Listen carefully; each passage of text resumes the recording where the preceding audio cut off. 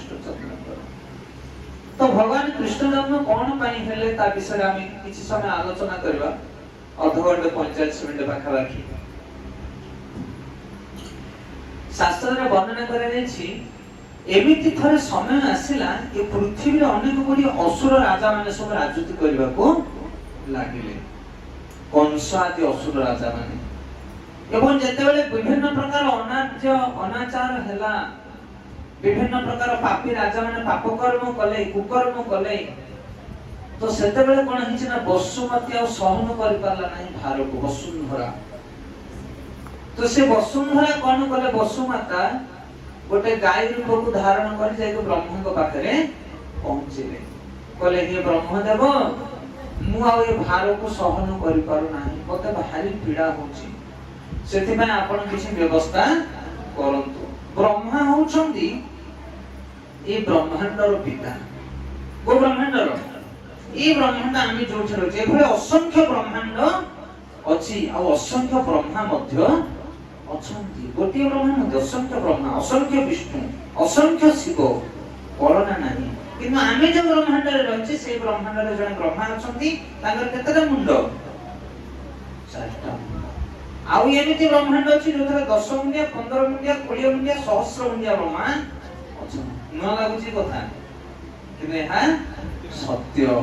आठारु विशाल विशाल ब्रह्मांड सब अछंती। तो एई भली भाबरे ब्रह्मा को पाखु किए गले? वसुमाता। कोन थाई गले? कारण वसुमाता ओजन को सही पारले नाही। कोन ओजन हैला? असुर राजा माने विभिन्न प्रकार अत्याचार करले जेतेबेले सेतेबेले वसुंधरा भार प्राप्त हैला। तो देवता माने एवं ब्रह्मा समस्त मिलित भाबरे जनक पाखु गले। का पाखु गले? विष्णु को पाखु। विष्णु कोठी रहउछन्ती? क्षीराब्धि सागर कूलरे, माने क्षीर समुद्र भितर भगवान विष्णु अनंत स्वर्ण करछन। ए सब देवता देवी देवता माने एकाठी हेई जे क्षीर सागर कूलरे भगवान को प्रार्थना कले। पुरुष सूत्र मंत्र रे भगवान को प्रार्थना निवेदन कले। को माने प्रार्थना कले? ब्रह्मा, शिव, अग्नि, वरुण, जते सब देवता माने अछंती, सब देवता माने एवं वसुंधरा, वसुमाता समस्त भगवान को निवेदन कले। लेकिन हमको कौन जना पड़ुची ना ए संसार भीतर जते समस्या आसु, जते विपद आसु, ताको देवता माने समाधान करि परिबे नाही। से समस्या समाधान किए करिवे? भगवान विष्णु करिवे। सेते बुद्धिमान लोक जे जेटिके बुद्धिया लोक से अन्य देवी देवता मानकर उपासना न करी सीधा सड़क विष्णुଙ୍କର उपासना करिवा दरकार। जे विष्णुଙ୍କର उपासना कला बा निजर दुख को जे विष्णु को जणैला से आउ का को जणैबा आवश्यक नाही। अरे बोल आमे विष्णु को जणाउछे कि हां केबे केबे जणाउछे? आमे काहा को जणाउछे? अनेक देवदेवी मानकर पूजा करछे, किंतु विष्णुଙ୍କର पूजा केही करंती नाही। बहुत कम लोक करंती विष्णु पूजा। काहे कि विष्णु पूजा समस्त करंती नाही जानिछो? कोन ପାଇଁ विष्णु पूजा समस्त करंती? कारण विष्णु टिके फल लेट रे दियंती। हरि बोल। देशी बाईगण गछ जदि लगेइबो 3 मास रे फळिबो। केते मास रे? 3 मास। हाइब्रिड बाईगण गछ लगेइबो बोले मासे करे फळिबो। को बाईगण लगेइबो? आ सेई तो कथा। सेई हाइब्रिड खाइके हम बुद्धि भी हाइब्रिड हे गला। आमे चाहू एई ना जिबे एई ना फळिबो जमिति। शिव को पकड़ जाके नडिया बाड़ो बाड़ो ये तुम गछरे बोलो पड़ी आसो। आ सल्ला सेथाई मंदिर रे बाहरी गिलो। किंतु जेमिति संगे संगे बोलो मिलिबो सेमिति संगे संगे सब सरी जी। हरि बोल। देवी देवता मानकर पूजा कले कोन होबो ना हमकु जहां मिलिबो ताहा मते सब कोन होबो समाप्त होइबो, किछि रहिबो ना। अस्थायी बड़ देवी देवता माने देबे। देवी देवता मानकु जो माने पूजा करिवे ताकर चाकरी हिजो कोन होबो? चाकरी। चाकरी रिटायरमेंट होबो पड़िबो ना चाकरी वाला मला पड़तो। देवी देवता मानकु पूजा करले तुमको धन मिलिबो। धन कोन सबले रहइबो ना। तुमको पुत्र मिलिबो। पुत्र कोन सबले रहइबो ना। देवी देवता मानकर पूजा कले धन, रत्न, पुत्र, पत्नी, चाकरी, बाकरी, मान, सम्मान, पोस्ट पोजीशन ए सब मिलिबो। किंतु ए सब अल्प दिन रे नष्ट हो जिवो। हरि बोल। जो कांगाल को सही कांगाल हित पड़ि रहबो किंतु भगवान को जो माने पूजा करंती सेमान को कोन मिले असली संपत्ति मिले जो संपत्ति केबे नष्ट हुए ना कोन से संपत्ति हमर गुरु महाराज कहती पैसा दे के जो जिंस किना जाए ना सी होची प्रकृत रे धन पैसा दे के कोन किना जाय परियो ना आई जहा करियो ताहे मिले पैसा दे ना नहीं पैसा देले आज कल संसार जहा करियो ताहे मिले मार्केट में जाऊ पड़ियो नी एबा कोन सब अछि ऑनलाइन फ्लिपकार्ट इत्यादि ते खाली ऑर्डर तो आनतरे घरे आसी मिथुआ किंतु पैसा दे के जीवन रे दया क्षमा शांति सहनशीलता ए गुण को किनि पारिबो नहीं मो पुओ भारी रागी टिके कथारे रागी जाउची ताको टिके शांति गुण दरकार केते पैसा देले से शांति हिजियो हैं पैसा देगी तुमे से सब गुण को किनि पारिबो नहीं सेति पई ए संसार भितरे सब देवी देवता मानकर पूजा करो जते धन रोजगार करूचो करो किंतु जो महत गुण जो मानविकता परोपकार दया शांति मैत्री सहनशीलता ए गुण आपन को जीवन रे केबे आपन आनी पारिबे नाही आ जा पाखरे ए गुण नाही करोड़पति हेले मध्य भिखारी भलियाता दिन कटिबो दुर्योधन पाखरे कोन नथिला अचलाचल संपत्ति दुर्योधन पाखरे 100 टा भाई एटी 100 भाई वाला के अछनी केही ना तमरो 100 भाई गांटा को मिसले 100 हेबे कहबो दुर्योधन एकुटिया लोक तार 100 भाई उठ बोली कहले सब गोटे ठेंगा धरि बाहरथिले ए भलिया दुर्योधन थिला हस्तिनापुर राजगादर राजकुमार थिला के दुर्योधन किंतु भगवान को भजन करनथिला सेते कोन हैला सबन से विनाश हो गला हरे कृष्ण सेते भगवान को जो माने भजन करंती से माने दुनिया रे काहा को डरते नै पंच पांडव का भजन करथले भगवान को भजन करे केते विपद आसला तांको जीवन रे द्रौपदी के वस्त्र हरण करा गला भीम को विषलड़ दिया गला जौ घरे पुरे देले पुरीदा पे पंच पांडव मानकु एते बड़ विशाल काय युद्ध आयोजन करा गला महाभारत युद्ध माने 5 जन से माने 100 भाई कोन हैला इच्छे फल हैलानी पांडव मानु केही मारि पाले नाही काहे की कारण से भगवान विष्णु को भजन करथले निताय गौर प्रेमानंद सेते देवता मानकर जतबेले काट पाए ना देवता माने कला हाकार ही जानती सकर कोडी जानती भगवान विष्णु को बात जानती विष्णु का रूप अछि केमी जा देखा पाए विष्णु बोलो बोलो ना बड़ो बड़ो इंडिया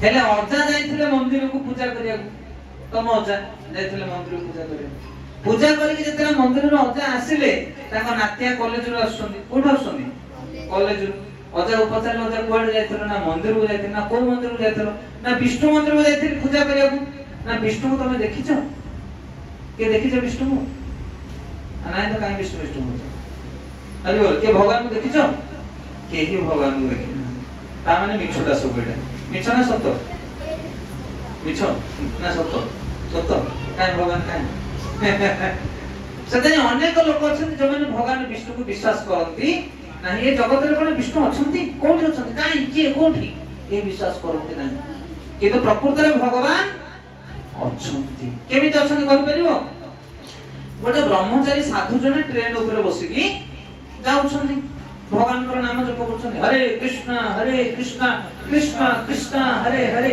हरे राम राम राम हरे हरे जप करि करि जाउछंती जने ब्रह्मचारी आउ 5 जन सब टोका टोकालिया बसते कहले ओ बाबाजी कोन करूछ भीतर टुपुरु टुपुरु ना न भगवान को नाम जप करूछ नाही सतरे कोन भगवान अछंती बाबाजी कहले हां अछंती ना तमे केबे देखिछो बाबाजी कहले तमे केबे देखिछो ना हम आमे चेष्टा करछु देखिया पे ना हमहु तमे देखै पारियो भगवान को के करले पिला माने पचारले तापर बाबाजी कहले हां देखि पारियो तमे भी चेष्टा करे किंतु अनेक द्रव्य अछि जहां हम आखि की देखा जाए पवन अछि ना नहीं अछि काई कोठी पवन अछि ना नहीं माने नहीं काई कोठी पवन किंतु पवन को हम देखि पारो नाही ठीक से बोले भगवान मत अछंती तो साधु को से जो युवक माने पदार्थ जे भगवान अछंती बोली प्रमाण कोन तापरे साधु जन को कहउछन केते सुंदर कथा कहउछन सुनो ସାଧୁ କହିଲେ ସକାଳ ପାଇଲେ ସୂର୍ଯ୍ୟ ଉଦୟ ହଉଛନ୍ତି, ବେଳ ବୁଡ଼ିଲେ ଅସ୍ତ ହଉଛନ୍ତି, କହୁଛନ୍ତି ନା ନାଇଁ? ଏବେ ବର୍ଷା ଦିନ ଚାଲିଛି, ବର୍ଷା ଦିନ ପରେ ଆସିବ କି ଦିନ? ଖରା ଦିନ।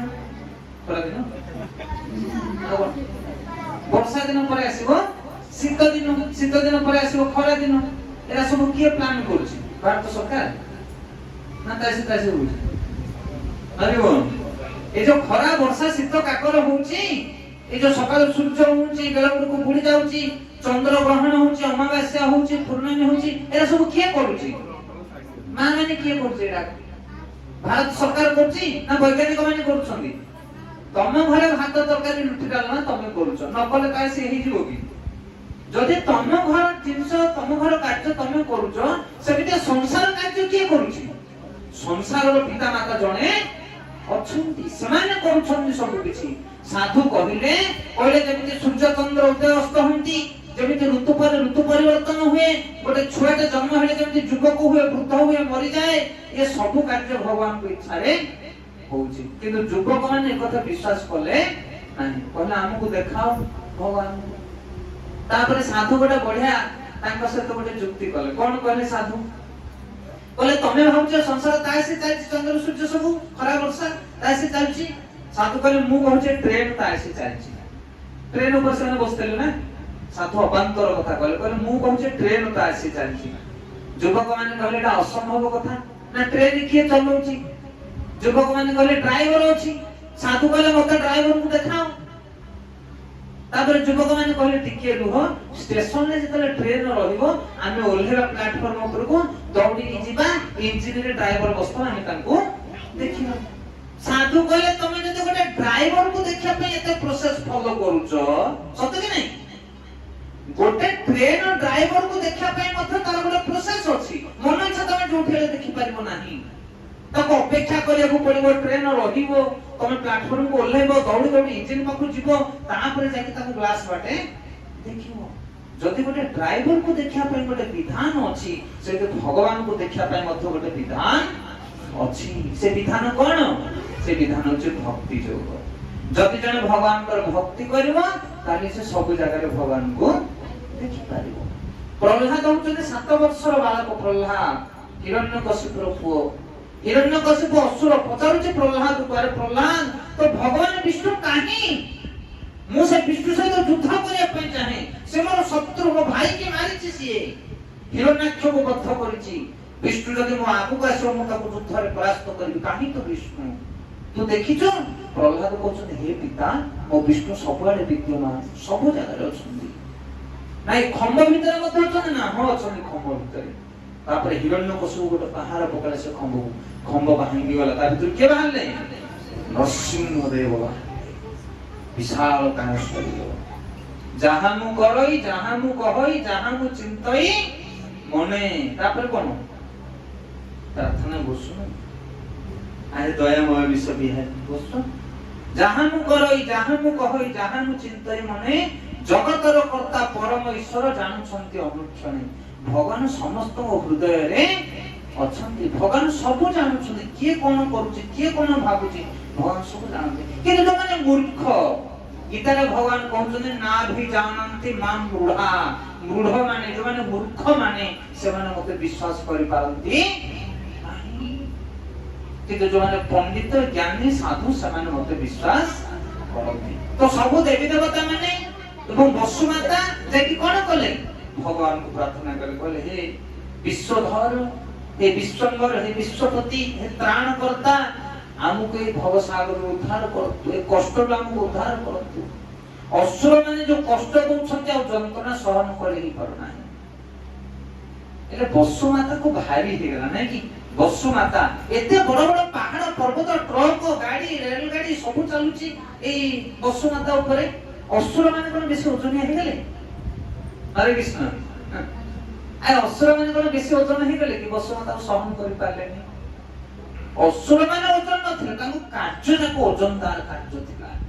गोटे बापार 5टा पुओ थिबो, गोटे मार 5टा पुओ, 5टा को पुओ भितर जदि गोटे पुओ दुष्ट हे जीवो ना, से पुओ पई मार मुंड सबले बथा होथबो। हां कि नहीं? ओ पुओटा कुआडे थो कोठी मार पी करथो, काको बाडे देथो, कोठी झगड़ा करथो, खाइले पीले सबले मार से पुओ कथा ଚିନ୍ତା ସେମିତି ବସୁ ମାତା ଏ ଯୋଉ ଦୁଷ୍ଟ ପୁତ୍ର ମାନଙ୍କ ଚିନ୍ତା ସବୁବେଳେ କରୁଥାଏ। ଏ ଅସୁର ମାନେ ସବୁବେଳେ କୁକର୍ମ କରନ୍ତି। ସେଥିପାଇଁ ବସୁ ମାତା କାନ୍ଦ କାନ୍ଦ ହେଇଗଲା। ସେ ଏମାନଙ୍କୁ ସୁଧାରିବା ପାଇଁ ଚାହିଁଲା, ଏମାନଙ୍କର ଉଦ୍ଧାର ସେ ଚେଷ୍ଟା କଲା ବସୁ ମାତା। ସେଥିପାଇଁ ଭଗବାନଙ୍କ ପାଖରେ ଯାଇ ସବୁ ଦେବୀ ଦେବତା ମାନେ ଏବଂ ବସୁ ମାତା ପ୍ରାର୍ଥନା କଲେ। ତାପରେ କଣ ହେଲା? ତାପରେ ବ୍ରହ୍ମାଜୀଙ୍କ ପାଖକୁ ଗୋଟେ ଖବର ଆସିଲା, ଆକାଶବାଣୀ ଆସିଲା। ବ୍ରହ୍ମାଜୀ ଶୁଣିଲେ ଧ୍ୟାନ ଦେଇ। ଭଗବାନ ବିଷ୍ଣୁ କହିଲେ, ହେ ବ୍ରହ୍ମା, ଯୋଉ ଦେବୀ ଦେବତା ମାନେ ତୁମେ ମାନେ ଆସିଛ ସବୁ ମୋ ପାଖକୁ, ତାଙ୍କୁ ତୁମେ ଖବର ଦିଅ, ମୁଁ ଅତି ଶୀଘ୍ର ଭୂଭାର ହରଣ କରିବା ପାଇଁ ଅବତୀର୍ଣ୍ଣ ହେବି। ଯଦୁବଂଶରେ ଯଦୁନାଥ ହେବି ଆସିବି। ଆଉ ତୁମେ ମାନେ ନିଜର ପତ୍ନୀ ମାନଙ୍କ ସହିତ ଦେବତା ମାନେ ଏବଂ ଦେବପତ୍ନୀ ମାନେ କଣ କରିବ? ବୃଷ୍ଟି ବଂଶ ଆଉ ଯଦୁବଂଶରେ ଜନ୍ମ ଗ୍ରହଣ କର। ଏକଥା ଭଗବାନ ବିଷ୍ଣୁ କାହାକୁ କହିଲେ? ବ୍ରହ୍ମାଙ୍କୁ କହିଲେ। ତାପରେ ବ୍ରହ୍ମା ସବୁ ଦେବୀ ଦେବତା ମାନଙ୍କୁ ଜଣେଇଲେ, କହିଲେ ହେ ଦେବତା ମାନେ, ଭଗବାନ ବିଷ୍ଣୁ ଖବର ଦେଇଛନ୍ତି ଅଳ୍ପ ଦିନ ଭିତରେ ଭଗବାନ ବିଷ୍ଣୁ ଯଦୁବଂଶରେ ଜନ୍ମ ଗ୍ରହଣ କରିବେ। ସେଥିପାଇଁ ତୁମେ ମାନେ ଏବଂ ତୁମର ପତ୍ନୀ ମାନେ ଯଦୁବଂଶ ଆଉ ବୃଷ୍ଟି ବଂଶରେ ଯାଇକି କଣ କର? ଜନ୍ମ ଗ୍ରହଣ କର। ଦେବୀ ଦେବତା ମାନେ ସବୁ ଆସି କଣ କଲେ ନା ବୃଷ୍ଟି ବଂଶରେ ଏବଂ ଯଦୁବଂଶରେ ଜନ୍ମ ଗ୍ରହଣ କଲେ। ତାପରେ କଣ ହେଲା? ତାପରେ ହରି ବୋଲ। ତାପରେ ଭାଗବତରେ ବର୍ଣ୍ଣନା କରାଯାଇଛି, ପାଟି କରିନି ପିଲାମାନେ। ତାପରେ ଭାଗବତରେ ବର୍ଣ୍ଣନା କରାଯାଇଛି ଏ ଯୋଉ ଦେବକୀ ଆଉ ବସୁଦେବଙ୍କର ବିବାହ ହେଲା। ହରେ କୃଷ୍ଣ। ଦେବକୀ ଏବଂ ବସୁଦେବଙ୍କର ବିବାହ ଯେତେବେଳେ ହେଇଛି, ଦେବକୀଙ୍କର ଭାଇ କିଏ? କଂସ। କଂସ କଣ କରିଛି ନା ରଥ ଉପରେ ବସିଛନ୍ତି ଦେବକୀ ଆଉ ବସୁଦେବଙ୍କୁ ଯୋଉ ରାଜଦାଣ୍ଡରେ ରଥକୁ ଗଡେଇ ଗଡେଇ ନେଉଛନ୍ତି। ବସୁଦେବ ଆଉ ଦେବକୀ ବସିଛନ୍ତି ରଥ ଉପରେ। ଭାଇ ତାଙ୍କର ରଥକୁ ବାହନ କରୁଛନ୍ତି କଂସ। ଅଧା ବାଟ ସେମାନେ ଯାଇଛନ୍ତି। ମଥୁରାପୁରୀର ସବୁ ନରନାରୀ ମାନେ ଦେଖୁଛନ୍ତି ରାଜକନ୍ୟା ଦେବକୀ ଆଉ ରାଜଜ୍ୱାଇଁ କିଏ? ବସୁଦେବ ଏବଂ ରାଜକୁମାର କଂସ ରଥକୁ ବାହୁଛି।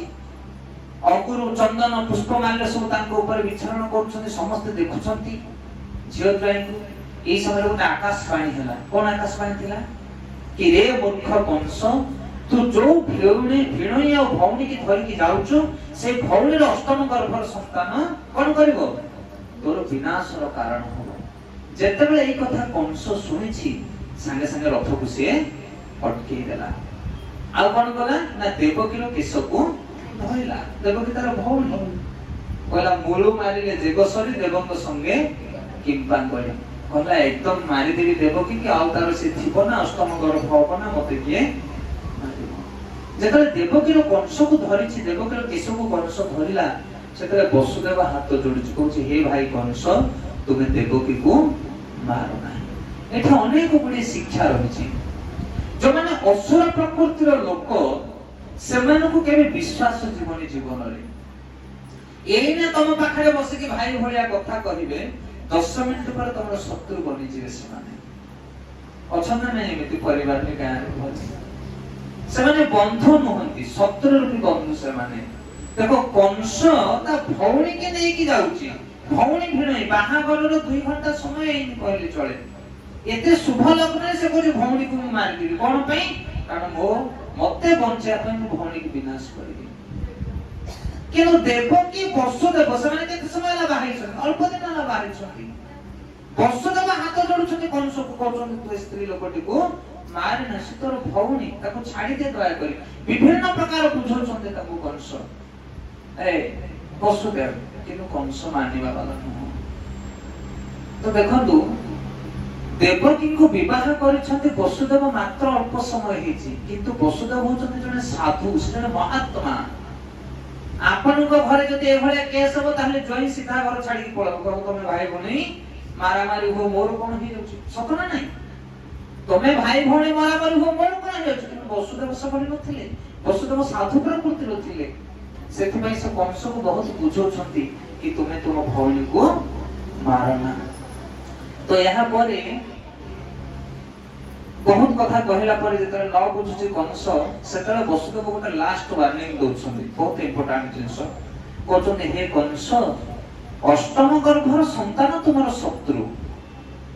ତମ ଭଉଣୀ ତମର ଶତ୍ରୁ ନୁହଁ, କିନ୍ତୁ ମୁଁ ତମକୁ କଥା ଦଉଛି, ତୁମ ଭଉଣୀଙ୍କ ଗର୍ଭରୁ ଯେତୋଟି ସନ୍ତାନ ଜନ୍ମ ହବ, गोटे पर गोटे मु तुमको नेकी देवी आ तुम से संतान मान को विनाश कर किंतु तुम भौणी की मारना। यही कथा जेतले कंस सुनिला सेतले संगे संगे से दुई जण जाको छाड़ी देला। काहे की कारण वसुदेव जने सत्यवादी लोक थिले। तांको ना थिला अनंग दुंदुभि वसुदेवଙ୍କ ना। वसुदेव जते जन्म ही थिले सेतले देवता माने शंखनाद करिथिले। काहे की कारण वसुदेव सत्यवादी लोक थिले। कंस भलिया दुष्ट लोक मध्य वसुदेवଙ୍କୁ विश्वास करथुले तांको कथा को। किंतु आज आम कथा आम घर लोक विश्वास करना करछन्ते की आरि बोल सेते भगवान को जदि तमे कोलरे पाया पय चाहुछो, जदि भगवान को तमे निजर बने पय चाहुछो, ताहले से बड़ी सत्यवादी होबा को पड़िबो। एमिति की जे कोनसी व्यक्ति जेमिति तम कथा को विश्वास करबे, न्यायवान धर्मपरायण सत्यवादी लोक जो माने से माने जीवन रे भगवान को प्राप्त हो पारंती। एते सत्यवादी थिले वसुदेव सेते भगवान कृष्ण तांको कोन कले गीता रूप रे वर्ण कले। वर्तमान दुई जण जाको देवकी आ वसुदेव को कंस छाड़ी देला। देवकी वसुदेव जाके विवाह ही तांकर सुख भोग संसार तैयारी कले। प्रथम संतान जन्म होला। जेता प्रथम संतान जन्म हिची से संतान टिको देवकी वसुदेव को देले। वसुदेव ने का को देले कंस को देले। देखंतु पति पत्नी को भीतर गोटे संतान जेतले जन्म होची से केते प्रिय ना नहीं, केते आदर स्नेहर प्राण स्वरूप गोटे पुत्र गोटे कन्या ताकू के मृत्यु मुख को पेली दे पारिमो। किंतु वसुदेव एते सत्यवादी थिले ताकर प्राण स्वरूप पुत्र को मते से नेकी कंस को देले। किंतु कंस से पुओ को मारिला नहीं। काहे के मारला नहीं? कारण से देखिला कि ये सतरे मो बापू गोटे पर गोटे पुओ आनिबे। सेता मु तो अष्टम गर्भर संतान को मारिबी, आपको मारिबा कोन दरकार। सेता ताको फेरे देले कहले हे वसुदेव तुमे सत्यवादी लोक आ तुम पुत्र को तुमे नै जाओ, अष्टम गर्भर पुत्र मते दरकार। तो एई भली भाबरे जेतले गोटिया पुत्र को फेरे देई छंती सेतरे नारद मुनि आसी के पहुंचले। के पहुंचले? नारद मुनि कंस को पाखरे। आ कोन आनथिले से गोटे अष्टदल पद्म आनिथिले। आठ पाखुडा वाला पद्म फूल आनी के देखिले काकू कंस को कहले कंस ए आठटा पाखुडा रे एक पाखुडा कोउटा? एक नंबर पाखुडा कोडा कोडा आठ दल वाला पाखुडा आनीमा आठ पाखुडा वाला पद्म तार एक दुई गणति कर परिबा कि हमें जोटा एक बोली कहू ता पूर्वटा आठ किंतु ता पूर्वटा जदी एक करो ता पूर्वटा आठ। सेते ई जो नारद मुनि कहउचंती हे कंस तुम्हें जो एक नंबर पुओ को छाड़ी देलो क्षमा करकी से एक नंबर पुओ मध्य भगवान कृष्ण हेई पारंती। कारण कृष्ण बड़ मायावी से एक नंबर रे 8 हे परबा 8 नंबर रे मध्य एक नंबर हे कि आसी दियो। एई कथा सुनिला पर कंस कहला सत्य कथा विष्णु तो बड़ मायावी सेथा मु गोटे हेले पुओ छाड़ी नै गोटे गोटे समस्त को मारी। ए भले भाबरे सेई पुओ को भी मारिला एवं गोटिए पर गोटिए केतरा पुओ को मारला तार 6टा पुओ को मारिला।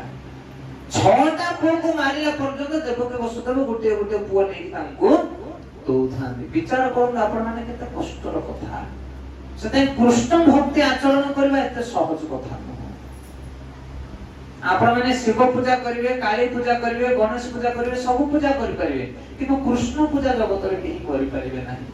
कृष्ण पूजा करिया पय हेले तमरो अति प्रिय जिंस को छाडिया को पड़िबो। हरे कृष्ण अति प्रिय जिंस कोन? आमिष। ए माता कृष्ण आमिष सत कथा। भगवान कृष्ण कर जे पूजा करिवो तार अति प्रिय जिंस अति प्रिय जनमान को से छाडी दबो, छाडिया को पड़िबो नले कृष्ण को तम पूजा करि परिबो नाही। देवकी और वसुदेव जीवन रे केते कष्ट सहन करली।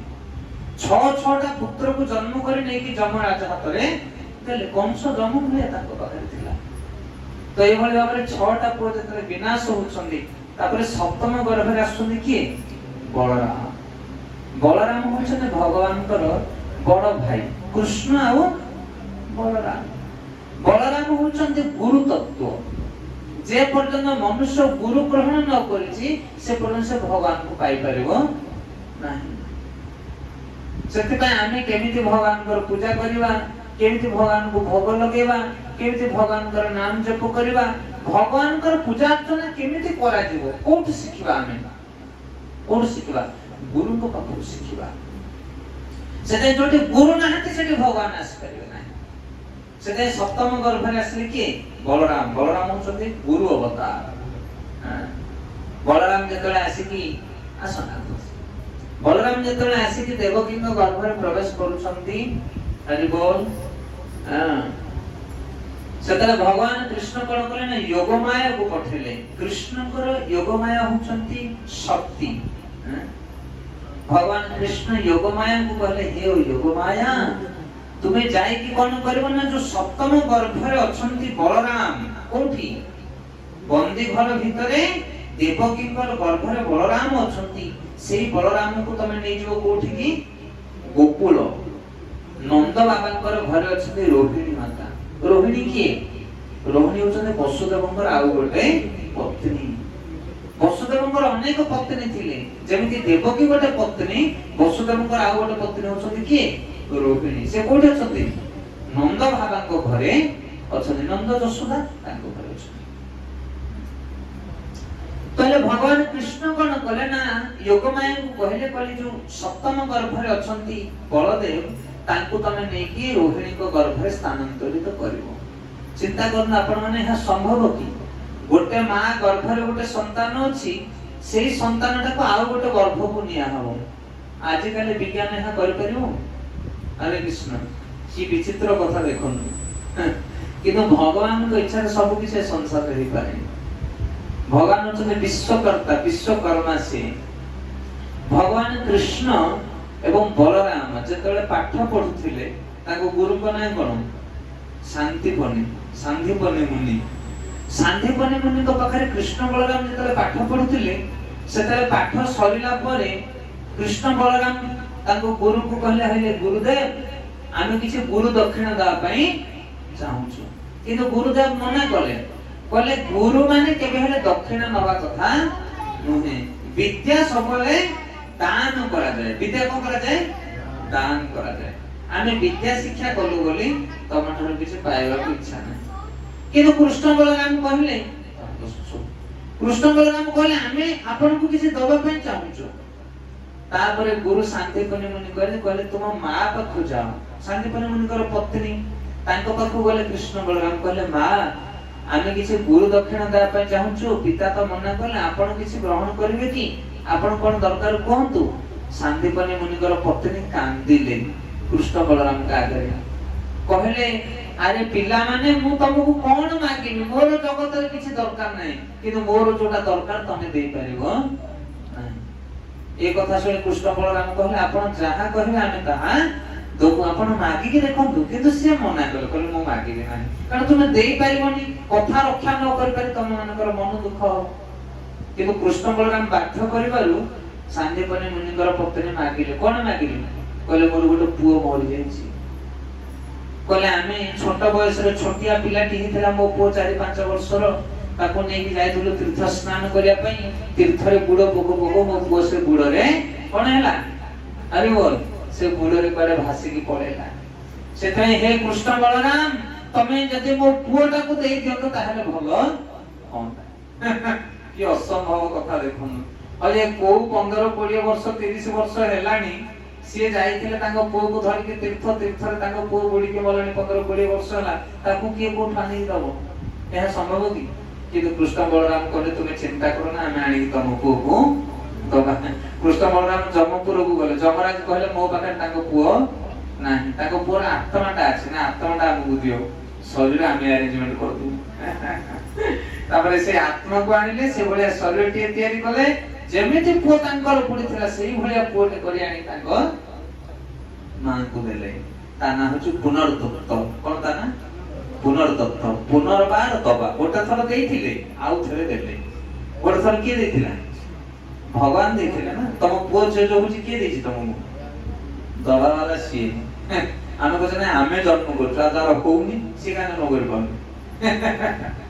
सेटा दबा वाला के से पुनर्दत्त माने पुनर्बार तांको दिया गला से पुत्र तो मैं एथि पय एक कथा कहउतली कि भगवान एमिति जने व्यक्ति से जगत रे सब किछ करि पारंती अंध मध्य देखि परिबो काला भी सुनि परिबो मूक करति वाचाल पंग लंघयति गिरि यत् कृपा तमह वंदे भगवान को प्रसन्न करे सेटा भगवान तांको शक्ति माया देवी कहउछंदी योग माया को कि हे योग माया ई जो देवकींकर अष्टम गर्भरे सप्तम गर्भरे जो बलराम अछंती तांको तमे कोठी के नै जाओ रोहिणी को गर्भ को नै जाओ तापर योग माया से कहले आंको गर्भर संतान का नै कि रोहिणी को गर्भ को नै गले सेटा तांको नाम है संकर्षण कोन तांको ना बलराम जयंती बे आसी गम्हपुर नै करे से दिन हां हां बोलनी कोठी का नै आरो ना आसो आ 5 दिन 8 दिन डिफरेंस कृष्ण को ठारू तले बलराम जतले सेठी की चाली गले सप्तम गर्भ वर्तमान कोन हिला आउ नाही देवकी कर कंस भागला ये 7 नंबर गर्भटा नष्ट हो गेला गर्भपात हो गेला किंतु प्रकृतर गर्भ पड़ जाई छी हैं रोहिणी को पापु चली जाई सेठी जन्म हले बलराम बोले बलराम भगवान की से तो गुरु तत्व गुरु न आसले कृष्ण आसीले ना तापर अष्टम गर्भरे आसले भगवान कृष्ण जेतो कृष्ण चंद्र आसुनी योग माया को पुणी कहले हे माया देवी तुमे जाकी जशोदांगर गर्भरे जात हो कोठी गोकुल रे जशोदांगर गर्भरे तमे जात हो मु देवकी को गर्भरे जात हेनी तमे आसीबो एठी के मु जिबी सेठी से व्यवस्था मु कर देबी सेति में तमे हम मोर भौणी कैसे योग माया माया शक्ति कहले मु तुमको आशीर्वाद दउ जे कार्य तुमे करिवो जदी ए जगतर सब लोक माने तुम पूजा करिवे सेते आपण देखो जो गां को जिवे को गां रे शिव मंदिर अछि को गां रे विष्णु मंदिर अछि को गां रे गणेश मंदिर अछि को गां रे तारिणी मंदिर अछि किंतु सब गां रे को मंदिर अछि ठाकुराणी मंदिर काहे की कारण एक कथा भगवान कृष्ण आशीर्वाद देछन कि कलि जुग रे सब गां रे तुमको आराधना हरे कृष्ण तो ये भली भाव रे अष्टम गर्भरे भगवान कृष्ण आसी केमिति आसीले जानछो भगवान कृष्ण आम तम भलिया जन्म होते 10 मास पेटर रही हां भगवान कृष्ण कर जन्म होछि दिव्य कारण से होछ अजन्मा जन्म कर्म चमेति तुम एवं जगति तत्त तत्त देह पुनर्जन्म नाति मामिति स्वर्ण भगवान कृष्ण प्रथमे वसुदेवकर मुंड को आसीले ताका मन को आसीले से मन रे आनंद अनुभव कला हां मो मनटा आज कोन भारी बढ़िया बढ़िया लागुची हातुर कोन पानिया खसिलानी कोनिया आसी एंद लागते नहीं सेदा वसुदेव को मनटा भारी प्रसन्न हेला खुशी गला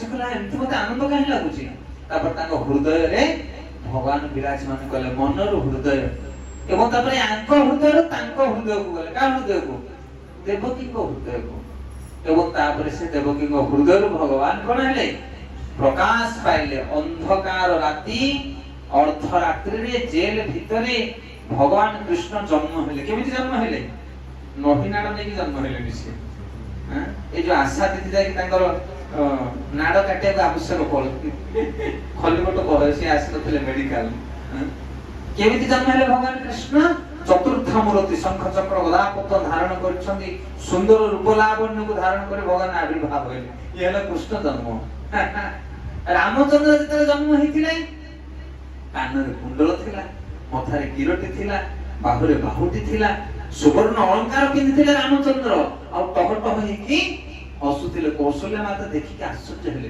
कोली ये कि विचित्र पुत्र सब पुत्र माने कांदी कांदी जन्म हंती तो हसुचंदी सुंदर रूप लावण्य तांकर सेटा भगवान जन्म हंती नाही कि मरंती नाही आविर्भाव हंती भगवान कोन हंती आविर्भाव जेमति सूर्य पूर्व दिगरे जन्म हुए ना सूर्य सब बेले थाए एबे सूर्य अछि ना नहीं कोठी अछि हम गाडे अछि सकाळ पाले तो मन अछि माने कोठी ना कोठी सूर्य अछंती से सकाळ पाइले कोन करथि पूर्व दिगरे उदय हंती संध्या बेले पुणी पश्चिम बेले सेते भगवान आविर्भाव हंती और तीव्र भाव की जानती किंतु से विनाश हंती नाही जन्म नियंती चतुर्भुज विष्णु रूप को धारण जतले कले भगवान कृष्ण चंद्र मां जशोदा हाथ को जोड़ी देले देवकी वसुदेव प्रार्थना कले हे विश्व विहारी आपण हमको रक्षा करे पे हम गर्भ को उद्धार करे पे आपण जन्म लेले जगतर भार को उद्धार करे पे जन्म लेले किंतु मु एते कष्ट सहिची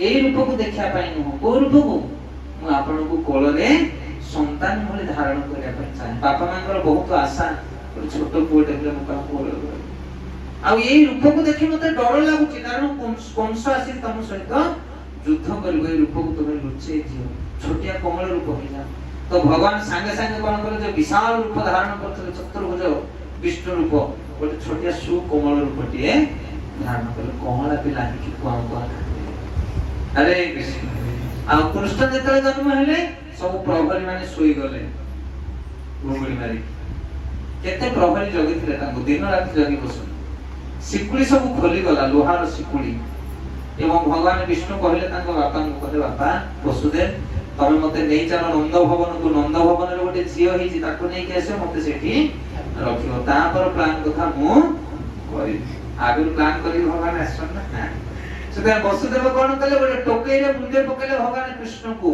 रथरथ वर्षा प्रबल मात्रा रे गंभीर गर्जन बिजुली तेज घन घन घड़घड़ी बिजुली तापर मुंडे किसे चालछन सब सोई जाइछन किंतु जणे अनै के के से कि गोटे वाचमैन अछि उग्रसेन होचे कंसर बापा महा धार्मिक व्यक्ति छी भगवान कृष्ण ए उग्रसेन को राजा करेले परवर्ती समय तो उग्रसेन आगुले देउछि तमे देखिछो थिलो ना कोन सेछ के तो न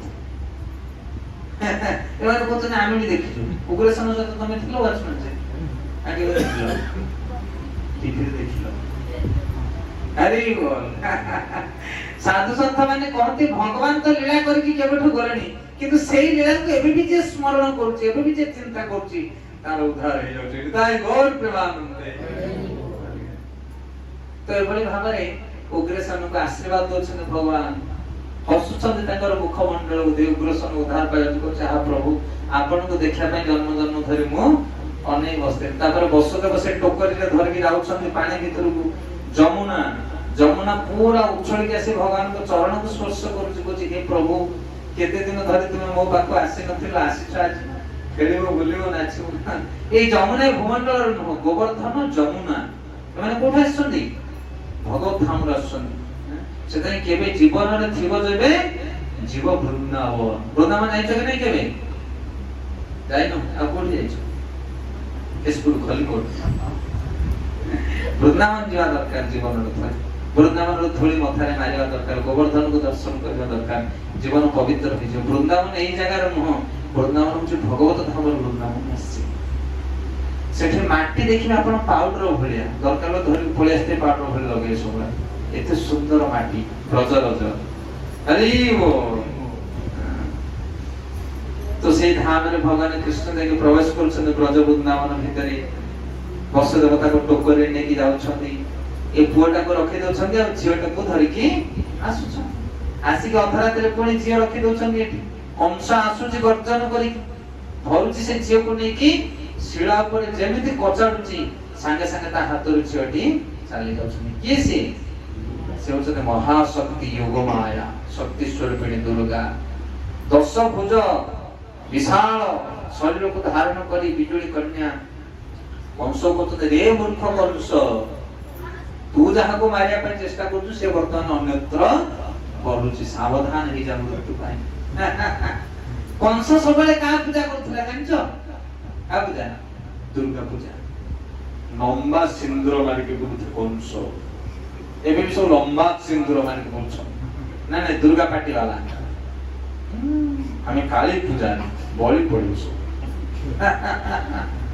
सदा ये सिए मध दुर्गा पूजारी थिला के कंस किंतु दुर्गा कोन कहले बोले तते मो रक्षा कर परबी नाही एक्सक्यूज मी क्षमा कर मते सदा तते मारिया वाला अन्यत्र होछि सावधान हे जा रे मूर्ख कंस सदा तुम जो देवता मान को पूजा करछ करो किछि लाभ होबा नाही मुक्ति प्रदाता इति मुकुंद ए जगत रे मुक्ति दा वाला छ मुकुंद सदा ताकर भजन करा दरकार तापर कंसर कोन अवस्था हला जानछो बिजुली कन्या जरे चाली गले कथा कहि कि कंस जळिला कोन करिबी मु काहे से के कृष्ण कोठी जन्म होइछि पुतना को पठेला कहला देख पुतना आजि काली पौर दिन भीतर जोठी जे जन्म होइछि तंठी चिबी मारे सुन कि ना पुतना को पठेला पुतना बाल घातिनी माने छोट पिला 3 दिन रो पिला जोठी जन्म होइछि सीधा जाई ताको मारिबो एते भयंकर पाप कर्म से होछि कंस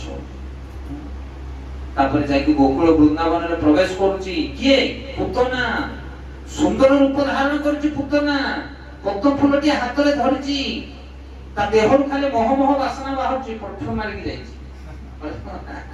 ବୃନ୍ଦାବନର ନରନାରୀ ମାନେ ପୁତଳାକୁ ଦେଖି କହୁଛନ୍ତି ଇଏ ସ୍ୱୟଂ ଲକ୍ଷ୍ମୀ ବୋଧେ ଆସିଗଲେ, ଏତେ ସୁନ୍ଦର ସିଏ। ପ୍ରକୃତରେ ସୁନ୍ଦର ନୁହଁ, ସେ ଗେଟଅପ୍ ସେଟଅପ୍ ହେଇକି ଯାଇଛି। ହରେ କୃଷ୍ଣ। କିନ୍ତୁ ଭିତରେ କଣ କରିଛି? ମହାକାଳ ବିଷକୁ ଧରିଛି। କଣ ପାଇଁ? ଛୋଟ ଛୋଟ ଶିଶୁ ମାନଙ୍କୁ ମାରିବା ପାଇଁ। ଆଜିକାଲି ଜଗତରେ ସବୁ ସେଇଭଳିଆ ଚିକଣ ରୂପକୁ ଧରିକି ଲୋକ ବୁଲୁଛନ୍ତି। ସବୁ ଚିକଣ ରୂପ ଧରିକି ଲୋକେ ବୁଲୁଛନ୍ତି, ଦେଖିବା ପାଇଁ ଭାରି ଗୋଲ ଗାଲ ଚେହେରା, କିନ୍ତୁ ଭିତରେ ତଣ୍ଟି କଟା ସ୍ୱଭାବ। ସେ ହଉଛନ୍ତି ପୁତନା। ଶାସ୍ତ୍ରରେ ବର୍ଣ୍ଣନା କରାଯାଇଛି। ଗୋଟେ ମଣିଷକୁ କେମିତି ଚିହ୍ନିବ କହିଲ ଦେଖି? ଓଡ଼ିଆରେ ଗୋଟେ କଥା ଅଛି, ଧନୀ ନ ଚିହ୍ନିବ ଛତା, ଛତା ଜୋତାରୁ ଯାଇ ବୁଲି ଆସ କଲିକତାରୁ। ଛତା ଆଉ ଜୋତା ଦେଖିକି ଧନୀ ଚିହ୍ନା ଯାଏ ନା। କଲିକତାରେ ଭିକ ମାଗିବା ଲୋକ ମଧ୍ୟ ଛତା ଜୋତା ବୁଟ ସୁଟ ମାରିକି ବୁଲୁଛନ୍ତି। ସେଥିପାଇଁ ରୂପ ଦେଖିକି ଲୋକକୁ ତମେ ଚିହ୍ନି ପାରିବନି କେମିତିଆ ଲୋକ। ଚଷା ମାରିଥିବେ, ପକେଟରେ ପେନ୍ ମାରିଥିବେ, ଟାଇ ଫାଇ ମାରିଥିବେ, କିନ୍ତୁ ଦେଖିଲା ସିଏ ଖାଲି ଗୋଟେ ଟିପ ପଡୁଥିବେ। ସୁଟ ବୁଟ ମାରିବାକୁ କଣ ଦରକାର? ପାଠ ପଢା। କେତେବେଳେ ଜାଣିବ? ରୂପ ଦେଖିନେ ତାଙ୍କୁ ପଚାରିବ ଖାଲି, ଆଜ୍ଞା ଆପଣଙ୍କ ଘର କୋଉଠି? ସିଏ ଦୀପଦ କହିଲା ମାତ୍ର ତମେ ଜାଣିପାରିବ ଆର ଔକାତ କେତେ। ସତ କି ନାହିଁ? ଲୋକଟା ଧୀରେ ବସିଥିବ ଯଦି ଜାଣିପାରିବନି, ତା ସହିତ 10 ମିନିଟ କଥା ହେଲା ପରେ ଜଣା ପଡିବ, ହଁ ଇଏ କୋଉଠୁ ଆସି କେତେ ପାଠ ପଢିଛି, ଭଦ୍ର ଲୋକ କି ଅଭଦ୍ର ଲୋକ କି ଜ୍ଞାନୀ କି ଗୁଣୀ କି। ସତ କି ନାହିଁ? ରାଜନୀତିଆ କି କ୍ରିକେଟ ପ୍ରେମୀ କି ସାଧୁ ସନ୍ଥ କି କଣ ନାହିଁ କଣ, ତା ପାଟି ଖୋଲିଲେ ଜଣା ପଡେ। କିନ୍ତୁ କିଛି ଲୋକ ଅଛନ୍ତି ପାଟି ଖୋଲିବେ ବଡ ଚିକଣ ଭାବରେ, ପାଣିରେ ସର ପକେଇଲା ଭଳିଆ କଥା କହିବେ, କିନ୍ତୁ ମନରେ ଅନେକ ଦୋଷ ଥିବ। ସେଭଳିଆ ଲୋକ କେମିତି ଚିହ୍ନିବ? ପାରିବ ତ? ତାଙ୍କ କାର୍ଯ୍ୟଟାକୁ ଦେଖିବାକୁ ପଡିବ। ଆମର ଗୋଟେ ଛୋଟିଆ ସୁନ୍ଦର ସୂତ୍ର ମୁଁ ଆପଣମାନଙ୍କୁ କହୁଛି, ଦେଖନ୍ତୁ, ଘରେ ଯଦି ଝିଅଟି ଅଛି ବାହା କରିବା ପାଇଁ ଆପଣ ଚାହୁଁଛନ୍ତି, ଗୋଟେ ଭଲ ଜଇଁ ପୁଅ ହେଲେ ଆମେ ଝିଅକୁ ବାହା ଦେବୁ। ହେଲେ ଜଇଁକି କେମିତି ଜାଣିବ ଜଇଁ ଭଲ କି ମନ୍ଦ? ତୁମେ ଜାଣିବ?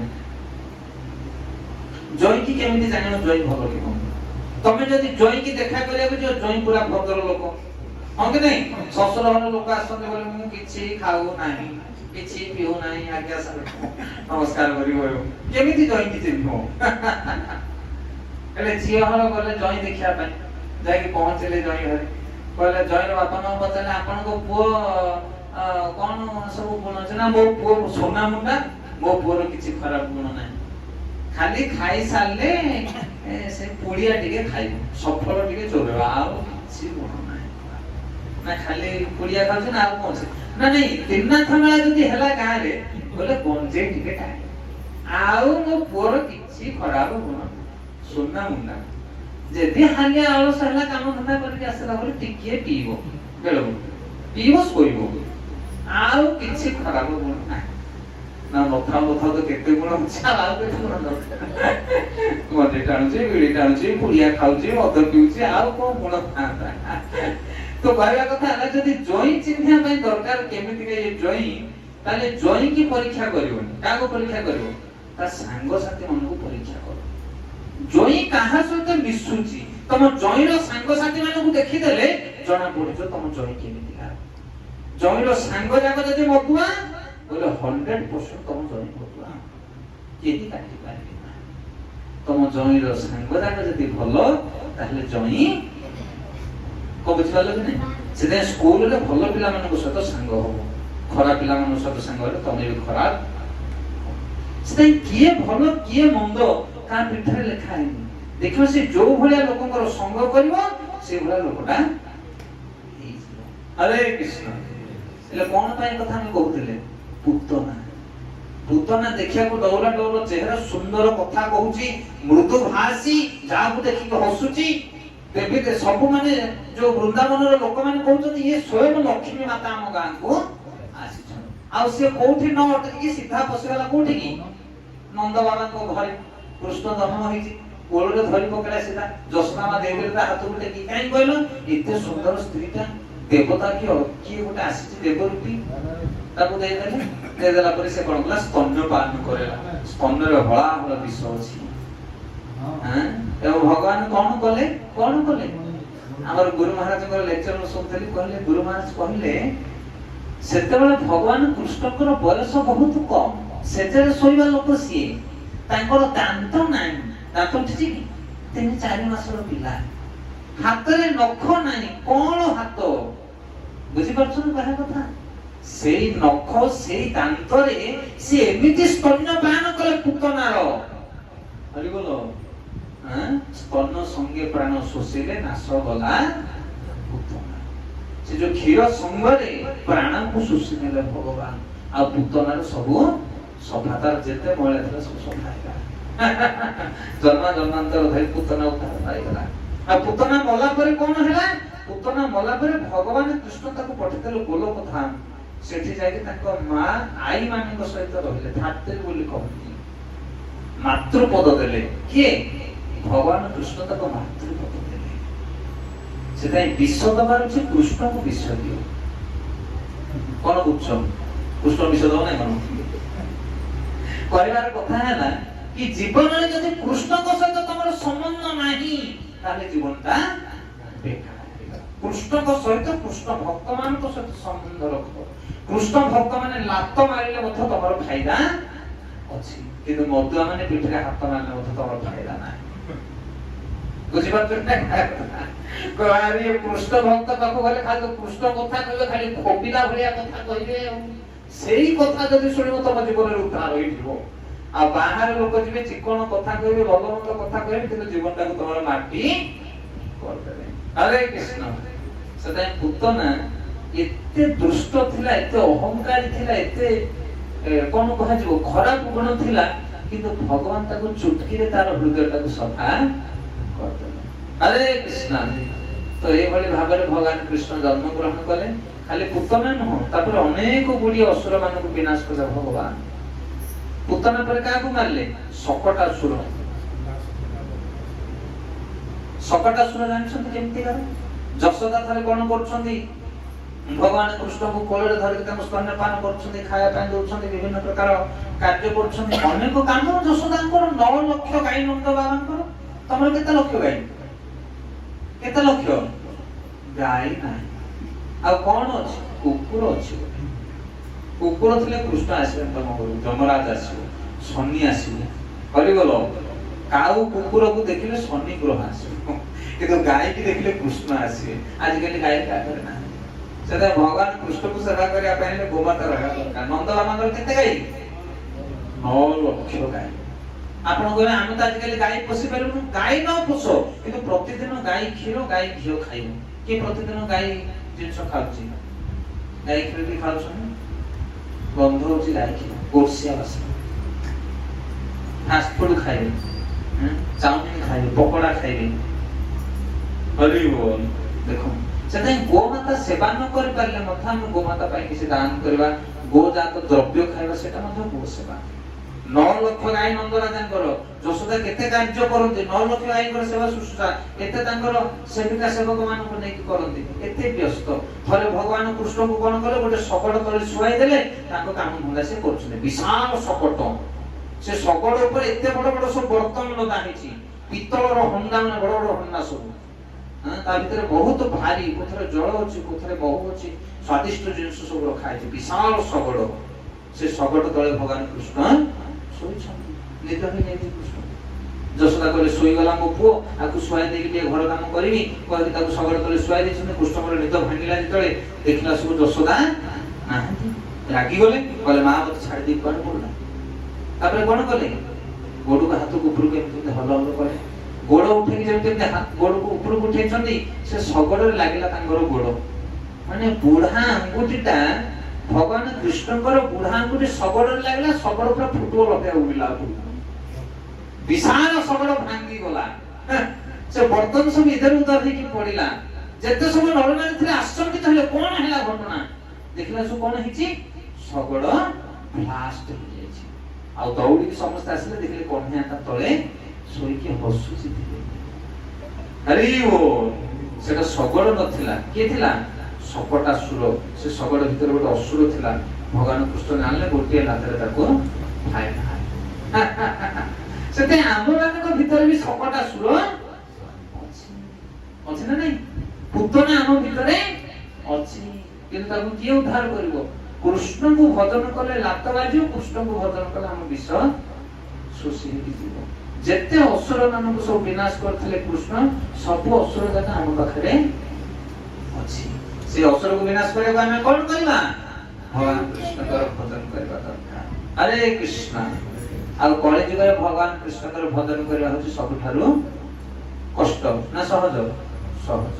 ଅନ୍ୟ ଯୁଗ ମାନଙ୍କରେ ଭଗବାନଙ୍କ ଭଜନ କରି ହଉନଥିଲା, କିନ୍ତୁ କଳି ଯୁଗରେ ଚୈତନ୍ୟ ମହାପ୍ରଭୁ ଆସିଲେ ଆଉ ଭଗବାନ କୃଷ୍ଣଙ୍କର ଭଜନ ଶିଖେଇ ଦେଇକି ଗଲେ। ପାପୀ ତପୀ ହାଡି ପାଣ ପଠାଣ ଶୂଦ୍ର ଚଣ୍ଡାଳ ବ୍ରାହ୍ମଣ ସମସ୍ତେ ଭଗବାନଙ୍କର ଭଜନ କରିପାରିବେ। ନାମ ରୂପେ କୃଷ୍ଣ ଅବତାର। କଳି ଯୁଗରେ ଚୈତନ୍ୟ ମହାପ୍ରଭୁଙ୍କ କହିବା ଅନୁସାରେ କଳି ଯୁଗରେ ଭଗବାନ କୃଷ୍ଣ ନାମ ରୂପରେ ଆସିଛନ୍ତି। ଯଦି ଜଣେ କଳି ଯୁଗରେ ଭଗବାନଙ୍କର ନାମ ଜପ କରିବ, ତାହେଲେ କୃଷ୍ଣ ତା ହୃଦୟରେ ଥିବା ସବୁ ଅସୁର ମାନଙ୍କୁ ବିନାଶ କରିବେ। କଳି କାଳେ ନାମ ରୂପେ କୃଷ୍ଣ ଅବତାର। କଳି କାଳେ নাম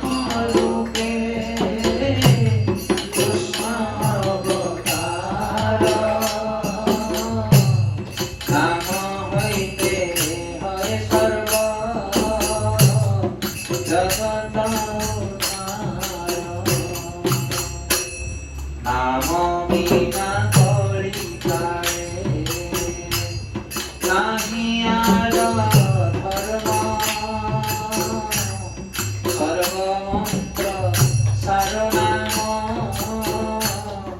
এই শাস্ত্র কলি যুগে নাম রূপে কৃষ্ণ অবতার।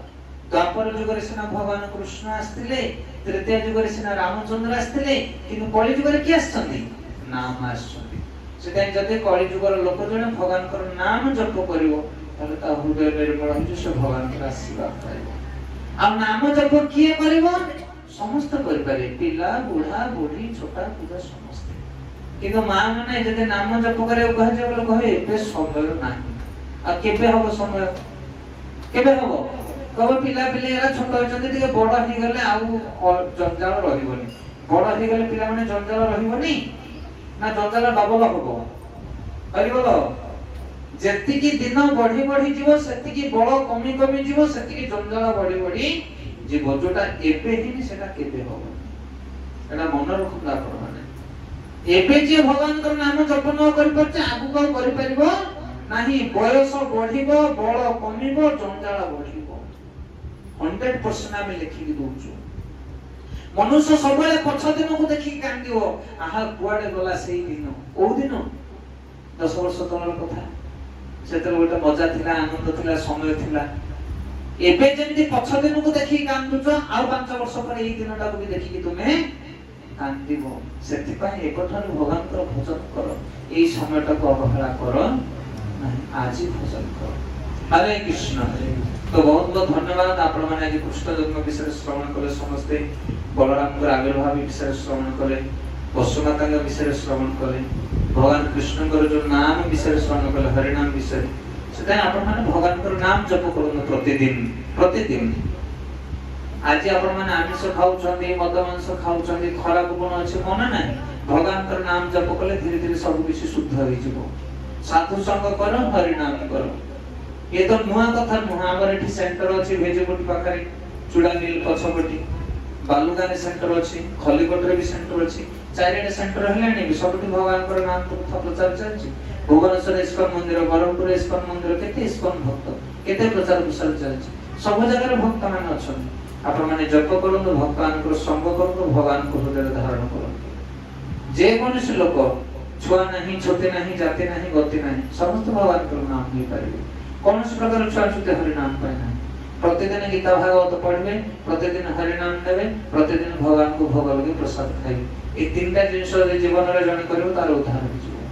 ହରି କଥା, ହରିନାମ, ହରି ପ୍ରସାଦ। ନିତାଇ ଗୌର ପ୍ରେମାନନ୍ଦ। ତ ଆଜି ମଧ୍ୟ ସେଇ ବ୍ୟବସ୍ଥା ଏଠି କରାଯାଇଛି। ହରି ପ୍ରସାଦ ତଳେ ରୋଷେଇ ହେଉଛି, ହରିଭକ୍ତ ମାନେ ହରିନାମ କୀର୍ତ୍ତନ ଚାଲିଛି, ହରି କଥା ଶ୍ରବଣ କରୁଛନ୍ତି। ଘର ପ୍ରତିଷ୍ଠା ହଉ, ଜନ୍ମଦିନ ହଉ,